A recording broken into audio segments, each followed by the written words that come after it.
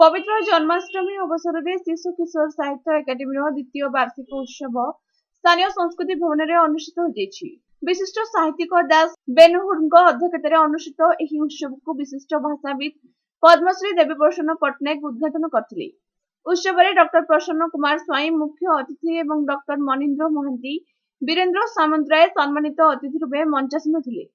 प्रारंभ में सत्यनारायण मिश्र उपक्रमणिका सहित अतिथि मानू मंच को आवाहन करथिले। शिशु नृत्य शिल्पी आरभी पट्टनायक द्वारा नृत्य परिवेशन करा। डॉ हेमंत छोटराय अतिथि परिचय पर संपादकीय विवरणी प्रदान करथिले। एकाडेमी साधारण संपादक वीरेन्द्र महांती उत्सव में धनंजय स्वाई करणी नुहे कलम धर हरिहर शुक्ल गपरे महक गीतर महु संग्राम केशरी पृष्टि आरे ठेकुआ आ प्रभात चंद्र रथ आम जेजे मजा गप पुस्तक को अतिथि माने उन्मोचित करथिले। उत्सव में उद्बोधन दे वक्ता माने पिलामाननक पई रचित साहित्य उभय आनंद और दायित्वर साहित्य हेबा उचित बोली कहिथिले।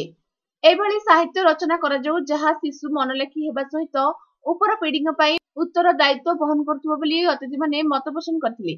गाल्पिक परेश कुमार पट्टनायक मंच परिचालना करथिले। एकाडेमी प्रातः अधिवेशन प्रभात चंद्र रथंग अध्यक्षतार अनुष्ठित होइतिला।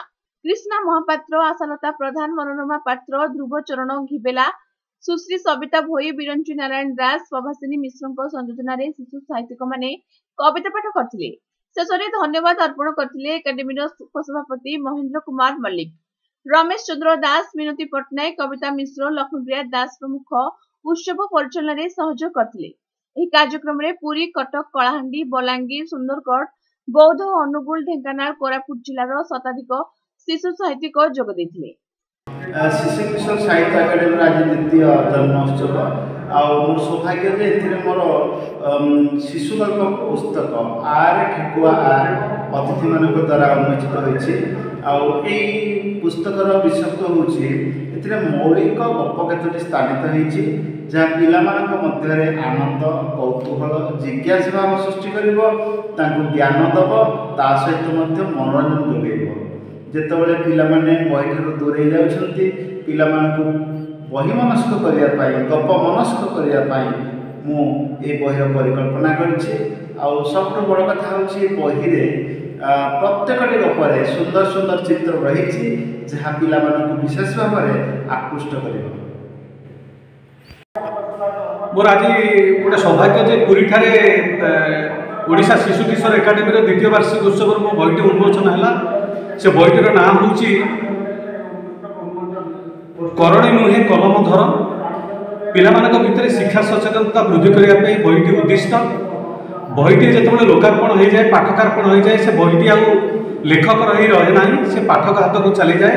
ठीक जमी गोटे चढ़ईटे कुनी चढ़ईटे कौन डेणा लगिले नीलिम आकाश हाथ ठारी डाके सी माँ रही रहे ना से आकाश को उड़ी जाए। ठीक बहीटी उन्मोचन है पाठकार्पण है पाठक हाथ को चलीगला पाठक ताको दौले ता भर निर्यास बाहर करे एवं पाठक जब प्रशंसा करे लेखकटी से कृति से महिमान्वित एक राज्य स्तरीय अनुष्ठान तार ना शिशु किशोर साहित्य एकाडेमी ओडिशा भुवनेश्वर आम ये अनुष्ठान की तार द्वितीय वर्ष जन्मोत्सव पालन करने जाऊँगी। अवसर में आम गहन अच्छा दासबेनुर यहाँ सभापति उद्घाटक भाव में आम पाखे अच्छा पद्मश्री देवीप्रसन्न पट्टनायक प्रसन्न कुमार स्वाई वीरेन्द्र सामंतराय एवं मनीन्द्र महांती महोदय यही संगठन को संगठित करछंती आमर प्रिय संपादक वीरेन्द्र महांती महोदय। आज सारा ओडिशा शिशु किशोर साहित्यिक माने आसी पहुंची ए जन्मोत्सव को प्रसारित करछंती।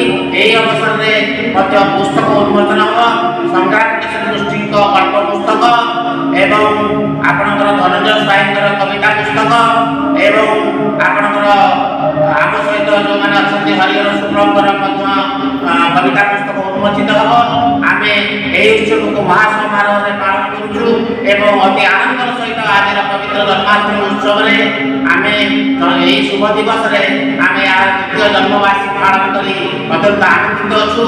आम जगन्नाथ पाखे निवेदन करुचु यही अनुष्ठान दीर्घजीवी हो।